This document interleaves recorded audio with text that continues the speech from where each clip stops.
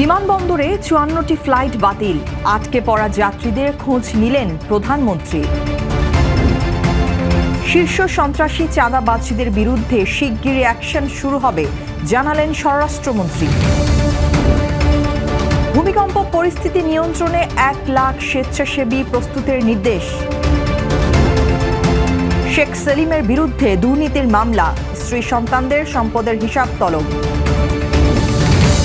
নরসিংদীতে কিশোরী ধর্ষণ ও হত্যা, প্রধান আসামি নুরা সহ ৭ জনের ৮ দিনের রিমান্ড মঞ্জুর।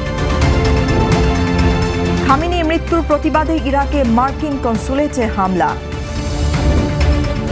২০২৬ ফুটবল বিশ্বকাপে ইরানের অংশগ্রহণ ঘিরে অনিশ্চয়তা। শুভ সন্ধ্যা, স্বাগত জানাচ্ছি বাংলাদেশ প্রতিদিন সংবাদে। এতক্ষণ শুনছিলেন সংবাদ শিরোনাম, এবারে বিস্তারিত। ভবিষ্যৎ হোক নিরাপদ, বিনিয়োগ হোক বিশ্বস্ত, আর আমার পছন্দ সল্ট বে। ওয়েলকাম টু সল্ট বে। ইরানে যুক্তরাষ্ট্র ইসরায়েলের হামলার পর মধ্যপ্রাচ্যের আকাশ সীমা বন্ধ রয়েছে। এজন্য নিরাপত্তা ঝুঁকির কারণে শনিবার বিকেল থেকে রবিবার সকাল পর্যন্ত ঢাকা থেকে মধ্যপ্রাচ্যগামী মোট ৫৪টি ফ্লাইট বাতিল করা হয়েছে, যার ফলে হাজারো প্রবাসী যাত্রী চরম ভোগান্তি ও অনিশ্চয়তার মুখে পড়েছেন।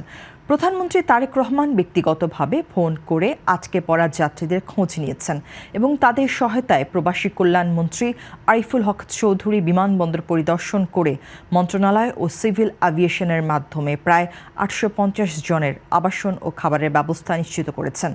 যাত্রীদের মধ্যে অনেকের ভিসার মেয়াদ শেষ হওয়ার পথে থাকায় তারা উদ্বেগের মধ্যে রয়েছেন এবং সুনির্দিষ্ট তথ্যের অভাবে বিমানবন্দরেই অবস্থান করছেন।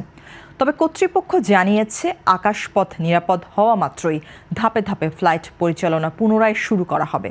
ওমানগামী যাত্রীদের সিলেটে ফেরত পাঠাতে এসি বাসের ব্যবস্থা করা হয়েছে এবং সেহরি সহ প্রয়োজনীয় লজিস্টিক সাপোর্ট দেওয়া হচ্ছে। যদিও মধ্যপ্রাচ্যের ফ্লাইটগুলো স্থগিত, তবে ইউরোপ ও অন্যান্য অঞ্চলের আকাশপথে চলাচল এখন পর্যন্ত স্বাভাবিক রয়েছে। বিমানবন্দর কর্তৃপক্ষ যাত্রীদের ধৈর্য ধরার অনুরোধ জানিয়েছেন এবং পরিস্থিতি পর্যবেক্ষণে হটলাইন ও অন্যান্য মাধ্যমে নিয়মিত যোগাযোগের চেষ্টা চালাচ্ছে। সামগ্রিকভাবে যুদ্ধ পরিস্থিতির কারণে সৃষ্ট এই মানবিক সংকট মোকাবেলায় সরকার সর্বোচ্চ অগ্রাধিকার দিচ্ছে। স্বরাষ্ট্রমন্ত্রী সালাউদ্দিন আহমদ সন্ত্রাসী ও চাঁদাবাজদের বিরুদ্ধে শিগগিরই কঠোর অ্যাকশন শুরু করার ঘোষণা দিয়েছেন। তবে কৌশলগত কারণে অভিযানের বিস্তারিত পরিকল্পনা এখনই প্রকাশ করেননি।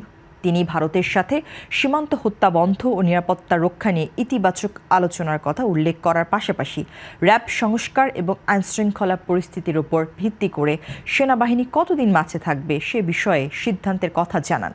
এছাড়া গত জুলাইয়ের ঘটনার বিচার, জমা না হওয়া প্রায় ১০,০০০ অবৈধ অস্ত্র উদ্ধার এবং নিয়োগে দুর্নীতি বন্ধ সহ দেশের ২৭টি জেলায় ফায়ার সার্ভিসের সেবা পৌঁছে দিতে নতুন প্রকল্প গ্রহণের উপর তিনি বিশেষ গুরুত্বারোপ করেছেন।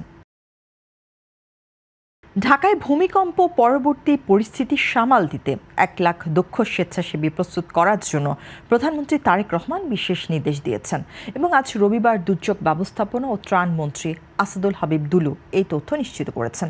প্রধানমন্ত্রী বড় ধরনের প্রাকৃতিক দুর্যোগের ক্ষয়ক্ষতি কমিয়ে আনতে পূর্ব প্রস্তুতির উপর জোর দিয়ে উদ্ধার তৎপরতা ও প্রাথমিক আশ্রয়ের জন্য শহরের সব খেলার মাঠ এবং শিক্ষা প্রতিষ্ঠানগুলোকে দ্রুত চিহ্নিত করার নির্দেশ দিয়েছেন।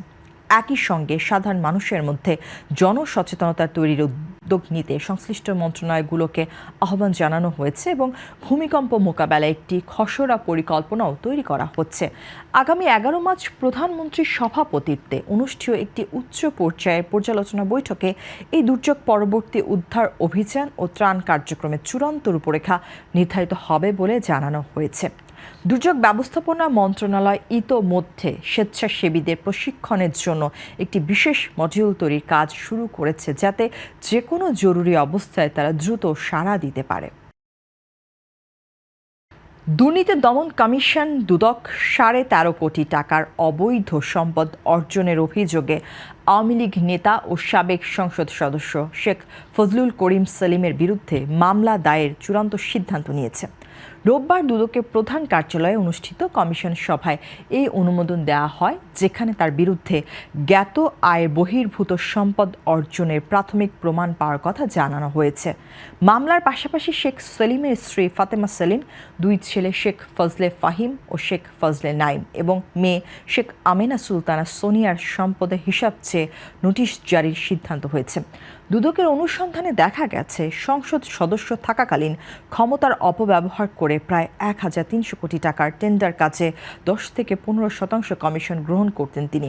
নির্ধারিত সময়ের মধ্যে পরিবারের সদস্যরা সম্পদের সঠিক বিবরণী দিতে ব্যর্থ হলে তাদের বিরুদ্ধে কঠোর আইনি ব্যবস্থা নেওয়া হবে বলে জানিয়েছে সংস্থাটি। বর্তমান অন্তর্বর্তীকালীন সরকারের দুর্নীতি বিরোধী অভিযানের অংশ হিসেবে এই প্রভাবশালী নেতার বিরুদ্ধে এমন পদক্ষেপ নেওয়া হলো। মামলার বাদী হিসেবে দুদকের উপপরিচালক মোহাম্মদ খায়রুল হক দায়িত্ব পালন করবেন বলে নিশ্চিত করা হয়েছে। নরসিংদীর মাধবদীতে বাবার সামনে থেকে কিশোরী আমেনাকে তুলে নিয়ে সংঘবদ্ধ ধর্ষণ ও হত্যার ঘটনায় প্রধান আসামি নূর মোহাম্মদ নুরাসহ গ্রেফতারকৃত 7 আসামির 8 দিনের রিমান্ড মঞ্জুর করেছেন আদালত। রোববার দুপুরে নরসিংদীর জুডিশিয়াল ম্যাজিস্ট্রেট আদালত এই আদেশ প্রদান করেন, যেখানে মামলার তদন্তকারী কর্মকর্তা 10 দিনের রিমান্ড আবেদন করেছিলেন। চাঞ্চল্যকর ও নৃশংস এ হত্যাকাণ্ডের প্রতিবাদে জেলা আইনজীবী সমিতির সিদ্ধান্ত অনুযায়ী কোনো আইনজীবী আসামি পক্ষে দাঁড়াননি, বরং রাষ্ট্রপক্ষকে দ্রুত বিচার নিশ্চিতের সহায়তার প্রতিশ্রুতি দিয়েছেন। মামলার এজাহার অনুযায়ী ধর্ষণের সাথে সরাসরি জড়িত 4 জন এবং ঘটনা ধামাচাপা দেওয়ার চেষ্টাকারী সাবেক মেম্বার সহ 3 জনকে পুলিশ গ্রেফতার করতে সক্ষম হলেও আরও 2 জন আসামি এখনও পলাতক রয়েছে। গত 25 ফেব্রুয়ারি সংঘটিত এই জঘন্য অপরাধের বিচার প্রসঙ্গে আইনজীবী সমিতির সভাপতি আশাবাদ ব্যক্ত করেছেন যে দ্রুত চার্জশিট জমা দিলে 6 মাসের মধ্যে আসামিদের সর্বোচ্চ শাস্তি মৃত্যুদণ্ড নিশ্চিত করা সম্ভব হবে। নিহত কিশোরীর মা ফাহিমা বেগমের দায়ের করা মামলায় পুলিশ ইতোমধ্যে বিএনপি নেতাসহ কয়েকজনকে আইনের আওতায় এনেছে এবং পলাতকদের ধরতেও অভিযান অব্যাহত রেখেছে। এই ঘটনা এলাকায় ব্যাপক উত্তেজনা বিরাজ করছে এবং সাধারণ মানুষ দ্রুত বিচার ট্রাইব্যুনালে এই মামলার নিষ্পত্তি দাবি করছে। এবার আন্তর্জাতিক। ইরানের সর্বোচ্চ নেতা আয়াতুল্লাহ আলী খামেনি নিহতের ঘটনায় বিক্ষুব্ধ জনতা ইরাকের মার্কিন দূতাবাসে হামলা চালিয়েছে বলে এএফপির এক প্রতিবেদনে জানানো হয়েছে। রোববার বেলা 11টার দিকে শত শত মানুষ কালো পোশাক পরে লাঠি ও পাথর নিয়ে দূতাবাসের সামনে জড়ো হয়ে বিক্ষোভ শুরু করলে নিরাপত্তা কর্মীদের সঙ্গে তাদের ব্যাপক সংঘর্ষ বাধে। যদিও বর্তমানে নিরাপত্তা কর্মীরা বিক্ষোভকারীদের ছত্রভঙ্গ করতে সক্ষম হয়েছেন এবং এই ঘটনায় কোনো হতাহতের খবর পাওয়া যায়নি, তবু মধ্যপ্রাচ্যের বিদ্যমান যুদ্ধ পরিস্থিতির কারণে আগে থেকেই সেখানে নিরাপত্তা ব্যবস্থা জোরদার ছিল। বিক্ষোভে অংশ নেওয়া আলী নামে এক ব্যক্তি জানিয়েছেন, তারা মূলত ইরাক থেকে মার্কিন সংস্থাকে সম্পূর্ণ উৎখাত করার লক্ষ্যেই এই হামলা চালিয়েছেন। বর্তমানে দূতাবাসের পরিস্থিতি শান্ত করার চেষ্টা চলছে এবং এই বিক্ষোভকে কেন্দ্র করে ওই এলাকায় উত্তেজনা বিরাজ করছে। এছাড়া খামেনির মৃত্যুকে কেন্দ্র করে প্রতিবেশী দেশগুলোতে আরও সহিংসতার আশঙ্কা করা হচ্ছে এবং মার্কিন স্থাপনাগুলোর নিরাপত্তা নিয়ে নতুন করে উদ্বেগ তৈরি হয়েছে। সব মিলে ইরাকের এই ঘটনাটি বর্তমান ভূ রাজনৈতিক প্রেক্ষাপটে একটি অত্যন্ত স্পর্শকাতর পরিস্থিতি সৃষ্টি করেছে, যা নিয়ে আন্তর্জাতিক মহলে আলোচনা চলছে। এবারে খেলার খবর। বিশ্ব ফুটবলের অন্যতম পরাশক্তি ইরান 1978 সালে অভিষেকের পর এই পর্যন্ত 7 বার বিশ্বকাপের মূল পর্বে জায়গা করে নিয়েছে, যার ধারাবাহিকতা বজায় ছিল আসন্ন 2026 ফিফা বিশ্বকাপেও। তবে বর্তমানে ইরান, ইসরায়েল ও যুক্তরাষ্ট্রের মধ্যকার চরম সামরিক উত্তেজনা এবং ইরানের সর্বোচ্চ নেতা আয়াতুল্লাহ আলী খামেনির আকস্মিক প্রয়াণ ফুটবল বিশ্বকে এক বড় প্রশ্নের মুখে দাঁড় করিয়ে দিয়েছে। শেষ পর্যন্ত কি মাঠে নামবে পারস্যের এই প্রতিনিধিরা? ড্র অনুযায়ী গ্রুপ জিতে বেলজিয়াম, মিশর এবং নিউজিল্যান্ডের মুখোমুখি হওয়ার কথা থাকলেও সব ম্যাচ যুক্তরাষ্ট্রে হওয়ায় এবং বর্তমান রাজনৈতিক বাস্তবতায় ইরানি ফুটবলারদের ভিসা পাওয়া এক বিশাল চ্যালেঞ্জ হয়ে দাঁড়িয়েছে।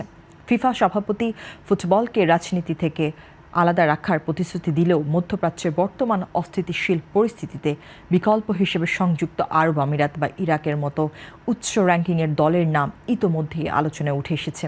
বিশ্বকাপের বাকি আর মাত্র 3 মাস। এই অল্প সময়ের মধ্যে ইরান কি সব বাধা পেরিয়ে বিশ্বমঞ্চে ফিরবে?